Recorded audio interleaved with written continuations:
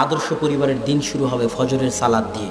ফজরের সালাতে বাপ হোক ভাই হোক সবাই সবাইকে ডাকবে, একজন যাবে আর একজন যাবে না, এটা হতে পারে না। সবাই সবাইকে ডেকে মসজিদের সাথে সম্পর্ক থাকবে, মসজিদে যাবে।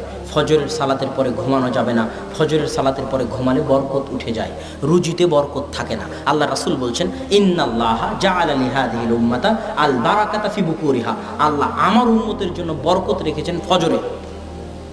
ফজরের সালাতের পর যেই ঘুমান, আপনি রিকশাওয়ালা হন, ভ্যান চালক হন, শিক্ষক হন, ব্যবসায়ী হন, দোকানদার হন, ফজরের সালাতের পরে যদি ঘুমান আপনার রুজিতে বরকত উঠে যাবে।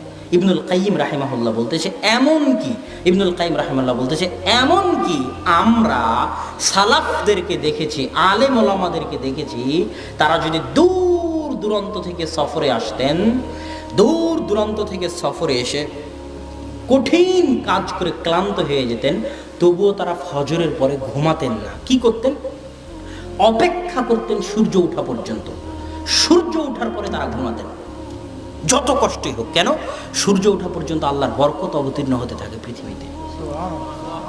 আর যদি আপনি ঘুমিয়ে যান, এই বরকত থেকে আপনি বঞ্চিত হবেন, রুজি রুটিতে বরকত কমে যাবে। এই জন্য আদর্শ পরিবারের বৈশিষ্ট্য হচ্ছে ফজরের পরে ঘুমাতে পাবেন না।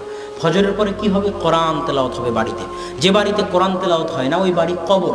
যে বাড়িতে কোরআন তেলাওয়াত হয় না ওই বাড়ি কবর। যে বাড়িতে কোরআন তেলাওয়াত হয় না ওই বাড়ি কবর। যে বাড়িতে কোরআন তেলাওয়াত হয় না ওই বাড়িতে কবর।